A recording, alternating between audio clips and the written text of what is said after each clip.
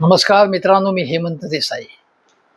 आज महाराष्ट्रात ठिकठिकाणी नाशिकमध्ये, मालेगावमध्ये, चांदवडला, छत्रपती संभाजीनगर, सोलापूर ठिकठिकाणी रास्ता रोको झाला, निदर्शनं झाली, मोर्चे काढण्यात आले आणि हे कांदा शेतकऱ्यांसाठी काढण्यात आले. यामध्ये रोहित पवार होते, शशिकांत शिंदे, काँग्रेसचे प्रदेशाध्यक्ष हर्षवर्धन सपकाळ आणि बरेच नेते होते. परिणिती शिंदे सोलापूरमध्ये होत्या. आणि कधी नव्हे तो विरोधी पक्ष जागा झालेला आहे, चांगली गोष्ट आहे. आणि तो रस्त्यावरती उतरलाय. मुख्यमंत्री राजू शेट्टी नेहमीच रस्त्यावरती उतरतात, आंदोलन करतात. साखरेच्या संबंधात, साखरेच्या निर्यातीवरती आणलेल्या बंदीच्या संदर्भात राजू शेट्टी अलीकडेच रस्त्यावर उतरले होते. पुन्हा एकदा शक्तीपीठ महामार्गाच्या प्रश्नावरून पुन्हा एकदा रस्त्यात उतरले होते. त्यांचा पोलिसांशी वादही झाला होता. आणि राजू शेट्टींसारखे नेते हे शेतकऱ्यांना पूर्णपणे समर्पित आहेत.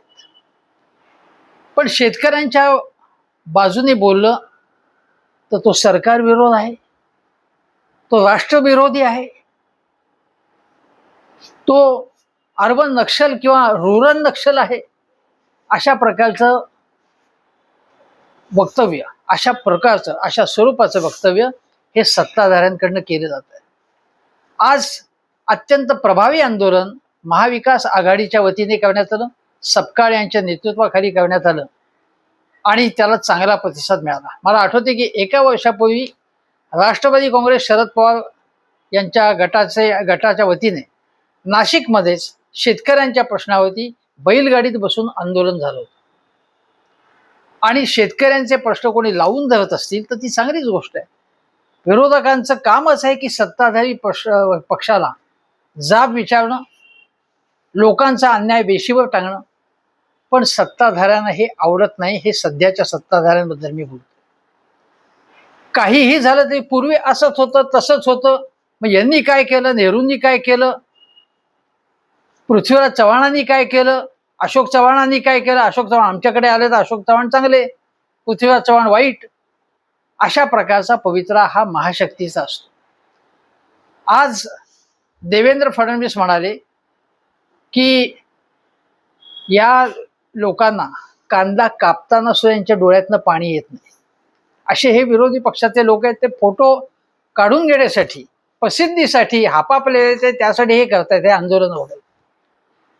काय कमालीचा तुच्छता भाव आहे हा विरोधी पक्षांबद्दल. विरोधी पक्ष जर रस्त्यावरती उतरले नाहीत तर ते कुठे आहेत? आमच्या पुढे कोणीच नाही, आमच्या पुढे तेल लावलेले, आमच्याकडे अनेक पेलवाले, समोर कोणीच नाही असं म्हणायचं. आणि रस्त्यावरती उतरलं तर म्हणायचं की हे प्रसिद्धीसाठी, खटाटोपे, फोटोसाठी चाललेले आहे. अन्य वेळी म्हणायचं घरात बसलेले, घरातनं बाहेर आलं तर म्हणायचं की प्रसिद्धीसाठी करायचं आहे. मग करायचं काय विरोधी पक्षांनी? का फक्त भजन करायचं फडणवीस आणि मोदींचं, अशी अपेक्षा आहे? हर्षवर्धन सपकाळ यांनी आज बोलताना काही वेळा एकेरी शब्द प्रयोग केला. समोर शेतकरी ऑडियन्स असेल, त्याचं मी समर्थन करत नाहीये. पण बोलण्याच्या भरात अनेक, म्हणजे अगदी सत्ताधारी पक्षाचे आणि विरोधी पक्षाचे लोक ग्रामीण भागात बोलताना अशा प्रकारे बोलत असतात. एकेरीवरती सुद्धा बोलतात आणि वेगळ्या भाषेतही बोलतात. अजितदादा पवारांची सुद्धा जीभ घसरली होती, त्यांनी माफी मागितली होती. एवढंच काय, सत्ताधारी आणि विरोधी दोन्ही पक्षांच्या जिभा नेहमीच घसरत असतात, हे आपण अलीकडे पाहतो. त्याचं समर्थन करत नाही. आणि देवेंद्र फडणवीसांना त्यांनी शिव्या घातल्या, लाखोली वाहिली, गलिच्छ भाषेत ते बोले, अशा प्रकारच्या बातम्या टेलिव्हिजनवर लागल्या.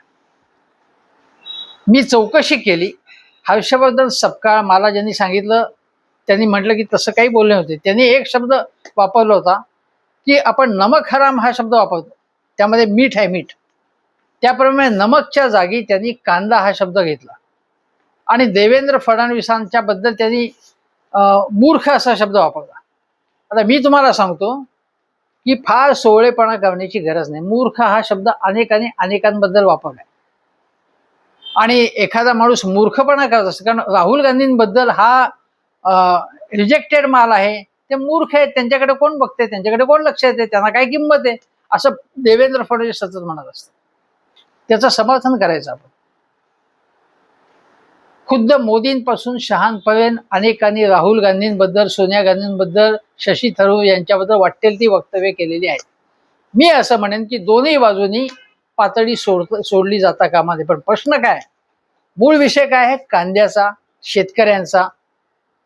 त्याकडून विषय डायव्हर्ट करायचा आणि त्यासाठी संपूर्णपणे टेलिव्हिजन चॅनल जे आहेत, जी गोदी मीडिया बनलेले आहेत, ती हातात धरायची. आज बातमी अशी लावण्यात आली की सपकाळ यांची जीभ घसरली. सपकाळ काय म्हणाले होते कांदा शेतकऱ्यांबद्दल, कांदा शेतकऱ्यांच्या व्यथांबद्दल, ते ऐकवलं नाही. त्यांनी हेच फक्त ऐकवलं आणि लगेच त्यांच्यावर सडकून टीका करणारे जे भारतीय जनता पक्षाचे काही आगाऊ प्रवक्ते होते, त्यांची वक्तव्य दाखवली. निलेश राणे हे मंत्री हे कुठल्या पातळीची भाषा बोलतात तेही आज पुन्हा एकदा दिसून आलं. पण हे मीडियाला हाताशी धरून मूळ प्रश्नाकडून विषय भरकटवायचा आणि मग हर्षवर्धन सपकाळ काय बोलले, रोहित पवार काय बोलले, याकडे लक्ष वेधायचं. आणि फडणवीस जेव्हा म्हणतात अशा प्रकारे की कांदा कापला तरी ज्यांच्या डोळ्यात पाणी येत नाही, मला असा फडणवीसांना प्रश्न विचारायचा आहे. फडणवीस, तुम्ही शेतकरी नाही आहेत. विरोधी पक्षाचे बहुसंख्य नेते हे ग्रामीण भागातले शेतकरी कुटुंबातले आहेत. त्यांना शेतकऱ्यांच्या प्रश्नांची व्यवस्थित माहिती आहे. अशी माहिती भारतीय जनता पक्षाच्या ग्रामीण भागातल्या लोकांना आहे. पण विरोधी पक्षाच्या लोकांना काहीही माहिती नाही त्याची, अशी कल्पना आपण कशी करता? तुम्हाला काय माहिती आहे त्याच्याबद्दल? ज्यावेळी पेट्रोल डिझेलची टंचाई आहे असं सांगण्यात येत होतं, फडणवीस म्हणत होते की कुठेतरी असेल, त्यांचे प्रवक्ते असं म्हणत होते, दोन चार ठिकाणी असेल. आणि आता काय दिसतंय, म्हणजे तुम्हालाच ग्राउंड रियालिटी आता माहिती नाही, कारण तुम्ही सत्तेमध्ये रममाण झालेला आहात. मग विधान परिषदेच्या जागांसाठी तुमची चर्चा चालू आहे. मोदींचं मध्ये मध्ये भजन करायचं असतं, त्यामध्ये वेळ जातो. किंवा एकनाथ शिंदेना चाट मारायची असते, किंवा राष्ट्रवादी अजितदादा पवार गटावरतीला कशी कुरघोडी करता येईल त्याच्यावरती, यामध्ये तुमचा वेळ जातो. मी तुम्हाला सांगतो की शेतकऱ्यांच्या बाबत जेव्हा जेव्हा आंदोलन झाली तेव्हा तेव्हा तुम्ही त्यांची टिंगल केलेली आहे. एकदा तर मला आठवते की देवेंद्र फडणवीस मुख्यमंत्री असतानाच कोणतरी शेतकरी काहीतरी घोषणा देत आला तर त्याला पोलिसांनी अक्षरशः फरफटर मारत बाजूला नेलं. आणि त्यांनी तुमच्या सभेमध्ये 2 घोषणा दिल्या असत्या तर काय बिघडलं असतं? शरद पवारांच्या सभेतही अशा प्रकारची घोषणाबाजी झालेली आहे. शरद पवार थांबलेले होते त्यावेळी. मग काय हरकत काय आहे अशा घोषणा दिली? काय कोणी घोषणाच द्यायच्या नाही? पुण्यामध्ये पेट्रोल डिझेलच्या प्रश्नावरती आंदोलन होणार होतं आणि ते आंदोलन होणार मग अगोदरच जमावबंदीचा आदेश लागू करण्यात आला. ही लोकशाही तुमची? हे संविधानावरचं तुमचं प्रेम आहे? ही लोकशाही आहे? दुसरी गोष्ट, मला आठवते की जेव्हा 3 कृषी कायदे आणण्यात आले होते त्यावेळी देखील जे शेतकरी आंदोलनासाठी हरियाणात येत होते त्यांच्या वाटा अडवून त्या ठिकाणी लोखंडी खिळे ठिकठिकाणी ठोकण्यात आले, म्हणजे त्यांच्या गाड्या ज्या आहेत त्यांची टायर पंक्चर व्हावी. सगळ्या दिल्लीच्या हद्दी अडवून ठेवण्यात आल्या होत्या. शेतकऱ्यांना खलिस्तानी ठरवण्यात आलं होतं, देशद्रोही ठरवण्यात आलं होतं. पण शेतकऱ्यांनी मोदी सरकारला नमवलं, माघार घ्यावी लागली. कृषी मंत्री 2019च्या अगोदरचे जे कृषी मंत्री होते ते असं म्हणाले होते की शेतकऱ्यांना म्हणजे स्वामीनाथन आयोगाच्या शिफारसीनुसार भाव देऊ असं आम्ही आश्वासन दिलेलंच नव्हतं म्हणाले ते. आता त्याचे अनेक व्हिडिओ उपलब्ध आहे की दिलेलं होतं मोदींनी प्रत्यक्षामध्ये आणि ते पाळलं गेलं नाही. पण हे कृषी मंत्री म्हणे दिलेलंच नव्हतं म्हणाले ते. असे हे खोटारडे लोक आहेत, दादांत खोटं बोलतात ते आणि विरोधी पक्षाचा अवमान करणं त्याला फालतू समजलं आणि आपला टेंबा मिरवणं हे यांचं काम आहे. आता तुम्हाला सांगतो की आज बातमी आहे की मालेगावला कांद्याला दर मिळत नाही आणि वय उलटून चाललं तरी 3 मुलांचं लग्न जमत नसलेल्या आलेल्या त्याच्यातनं नैराश्यातनं एका शेतकऱ्यांनी, त्याचं नाव गुलाब निकम असे, आत्महत्या केली. कोणाच्या डोळ्यात पाणी येणार नाही याच्यामुळे. किंवा ही जी बातमी बघा एक, की 12 गोण्यात 602 किलो कांदा विक्रीतून मिळाले फक्त 301 रुपये. बघा 12 गोण्यातलं प्रति किलो दर मिळाला केवळ 50 पैसे. हा कांदा बाजारपेठेत पोहोचवण्यापासून ते विक्री होईपर्यंत शेतकऱ्याला 1939 रुपये खर्च आला आणि कांदा विक्रीनंतर शेतकऱ्याला पदरमोड करावी लागली 1538 रुपये. म्हणजे बघा केवळ 301 रुपये या बीडमधल्या एका शेतकऱ्याने मिळालेले. काही शेतकऱ्यांनी आपण पाहिले असतील व्हिडिओ, की कांद्याला मी खर्च निघत नाही उलट तोटा झाला, त्यामुळे इतकी हताशा आली की त्यांनी तो कांदा फेकून दिला सगळा आणि कपाळावरती डोकं धरून बसले. ते अशी डोळ्यात पाणी आणणारी ही सगळी अवस्था आहे. आणि या कांदा शेतकऱ्यांची मागणी कोणी रेटून धरत असेल तर त्यात चुकीचं ना काय.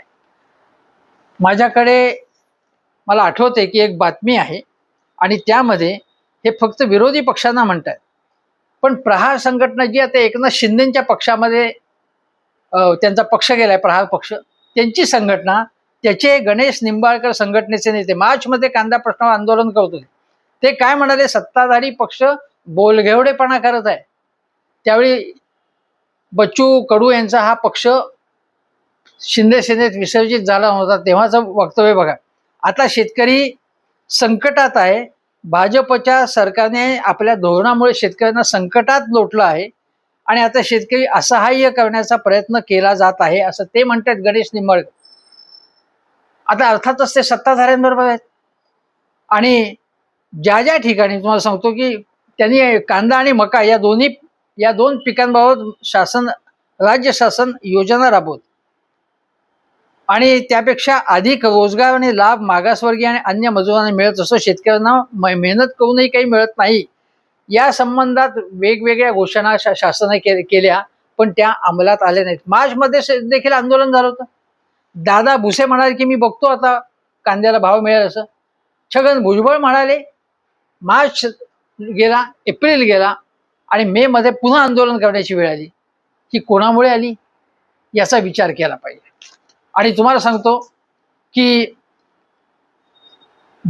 या कांद्याचा हमीभाव आणि हा प्रश्न होता तो 2023 साली, तुम्हाला आठवत असेल, माझ्या आठवणीकडे पियुष गोयल हेच वाणिज्य मंत्री होते आणि त्यावेळी कांद्यावर 40% निर्यात शुल्क लादण्यात आलं होतं. त्यामुळे विधानसभेमध्ये याच्यावरती बरीच चर्चा झाली.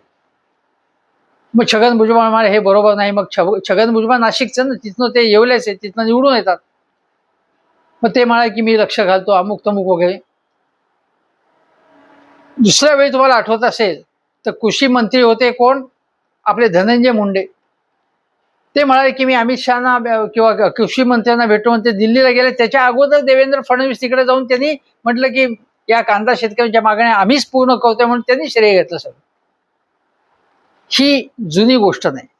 पण 2019 मध्ये देखील भाववाढ नियंत्रणामध्ये म्हणजे भाववाढ नियंत्रणात आणण्यासाठी कांद्याबाबत म्हणजे निर्यात असेल, निर्यातीचं शुल्क असेल, निर्यातीचा कोटा असेल, वेगवेगळ्या बाबतीमध्ये जाचकाठी लादण्यात आल्या आणि त्यामुळे येवला, लासलगाव, चांदवड, नाशिक तिथले लिलाव बंद करण्यात आले.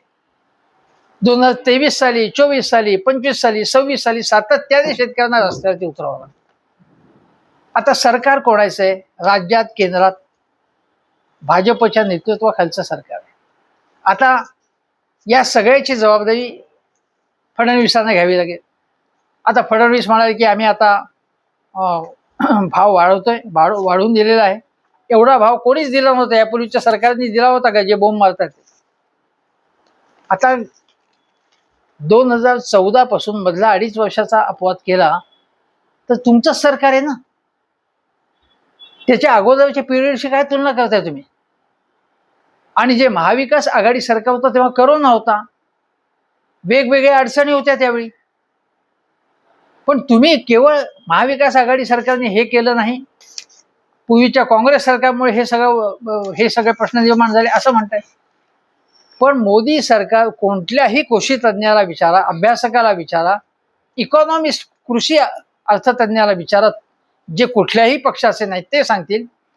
की मोदी सरकारची धोरणं शेतकऱ्यांच्या विरोधात आहेत. याचं कारण पहिल्यापासूनच त्यांचा पाया ग्रामीण भागात नव्हता. हळूहळू त्यांचा जनाधार वाढतो, नाकारण्याचं कारण नाही. पण शहरी संपूर्ण नेतृत्व, शहरी समज, शहरी दृष्टिकोन याच्यामुळे यांनी सातत्याने शेतकऱ्यांच्या विरोधात धोरणं आखली. मग तो सोयाबीन असेल, कापूस असेल, आजही तुम्ही बघा साखरेच्या बाबत राजू शेट्टी रस्त्यावरती उतरले. साखरेचे भाव नियंत्रणात राहावे, विशेषतः निवडणुकांच्या काळात, म्हणून यांनी धोरण आखली. सातत्याने अशा प्रकारच्या चाली खेळल्या जात आहेत आणि ज्याच्यामुळे त्यांना वाटतं की आपल्याला मतं मिळतील. आज चांदवडला तो आक्रोश महामोर्चा निघाला आणि किमान 24 रुपये हमीभाव असावा आणि विकलेल्या कांद्याला 15 रुपये अनुदान द्यावे अशी मागणी होती. आता 3.5 रुपये वाढवून खरेदीचा भाव वाढवण्यात आलाय. पण तुम्हाला सांगतो, तरी देखील जो खर्च आहे कांदा शेतकऱ्याचा तो अजिबात निघत नाही. आजबट्ट्याची शेती आहे, त्यामुळे 24 रुपये भाव हमी भाव पाहिजे अशी मागणी आहे. आता उद्या मीटिंग होईल, काहीतरी तोंडाला पानं पुसली जातील. पण ही मीटिंग कशामुळे लादली? लोक रस्त्यावरती आले. कांदा शेतकरी अगोदर रस्त्यावरती आला, मग वेगवेगळ्या पक्षाचे नेते आले. पण कांदा शेतकरी स्वतःहून रस्त्यावरती आलेला आहे. तो हताश झालाय, निराश झालेला आहे. त्याला कोणाचाच आधार वाटत नसेल तर तो विरोधी पक्षांकडे जाणार. आणि विरोधी पक्षांनी हे आंदोलन हातात घेतलं म्हणून मग त्याची हेटाळणी करणं, त्यांच्यावरती नाही ते आरोप करणं, तुमच्या काळी काय झालं होते असे प्रश्न करणं, हे चुकीची गोष्ट आहे. आज सत्ता दीर्घकाळ तुमच्या हातात आहे देवाभाऊ. मोदीजी, जे काही करायचं असेल ते तुम्ही करा. पण आजही तुम्हाला सांगतो की हे काय करतायत. आता अशोक गुलाटी नावाचे कृषी अर्थतज्ञ आहेत, त्यांनी काय म्हटलंय की आता पेट्रोल डिझेल याच्यामुळे संपूर्ण आपली इकॉनॉमी ही संकटात सापडली आहे. अशा वेळी तुम्ही ज्या सबसिड्या देता त्या कमी करा त्या, आणि त्या सबसिड्या थेट शेतकऱ्यांच्या खात्यात द्या. जर द्यायचे असतील तर कपात करून शेतकऱ्यांच्या खात्यात डायरेक्ट पैसे द्या. आज शेतकऱ्यांना त्याचा फायदा मिळत नाही. दुसरी गोष्ट त्यांनी सांगितलंय, 80 कोटी लोकांना, जर तुमची गरिबी 5% आलेली आहे असं तुम्ही म्हणता, तर 80 कोटी लोकांना फुकट धान्य का देताय तुम्ही? तो खर्च कमी करा आणि शेतकऱ्यांना चांगले आधारभाव द्या अशी मागणी केली जाते. कृषी अर्थतज्ञ अशोक गुलाटी असतील किंवा अन्य अनेक जण करतात. पण आम्हाला सगळ्या प्रश्नात सगळं कळतंय. असं जर देवेंद्र फडणवीस असतील किंवा मोदीजी असतील किंवा अमित शहा असतील यांचं म्हणणं असतं तर मग काही बोलणंच खुंटलं, आपण काही बोलताच येणार नाही.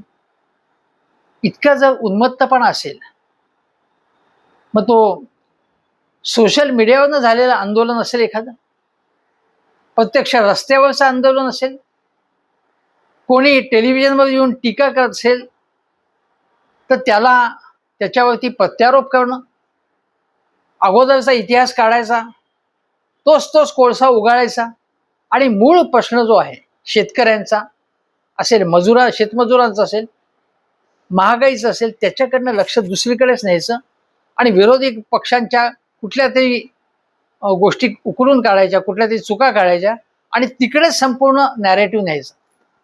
म्हणजे लोकांनी महागाई, बेरोजगारी, विषमता, दारिद्र्य, आधारभाव शेतमालाचे याच्याकडे लक्षच देऊ नये आणि एका नशेत लोकांनी राहावं. लोक नशेत राहू शकत नाहीत. तुम्हाला सत्तेची नशा चढलेली आहे. लोक आता अक्षरशः विटलेले आहेत, पिसलेले आहेत. त्यांना मार्ग दिसत नाहीये आणि त्यांना मार्ग दिसत नसेल तर जो कोणी त्यांना आधार मिळेल, एखादी संघटना असेल, एखादा पक्ष असेल किंवा रस्त्यावरची माणसांनी एकत्र येऊन आंदोलन करणं असतील तर ते त्या प्रकारे उत्स्फूर्तपणे आंदोलन करणं.